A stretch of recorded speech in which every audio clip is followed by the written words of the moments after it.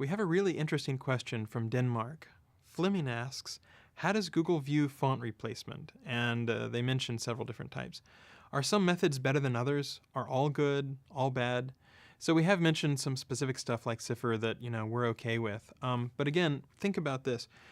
You want to basically show the same content to users that you do to Googlebot. And so as much as possible, you want to show the same actual content. So we've said that having fonts using methods like Cipher is okay, but ideally, you might concentrate on some of the newer stuff that has been happening in this space. So if you search for web fonts, I think Google, for example, has a web font directory of over 100 different web fonts.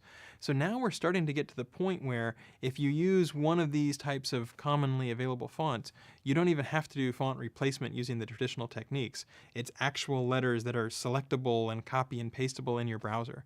So it's not the case that we tend to see a lot of deception and a lot of abuse.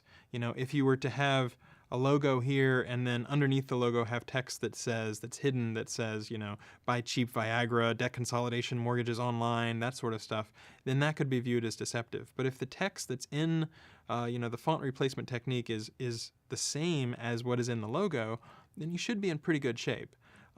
However, I would encourage people to check out some of this newer stuff, because the newer stuff doesn't actually have to do some of these, techniques. Rather, it's the actual letters, and it's just using different ways of marking that up so that the browser, it looks really good, and yet at the same time, the real text is there. And so search engines are able to index it and process it just like they would normal text.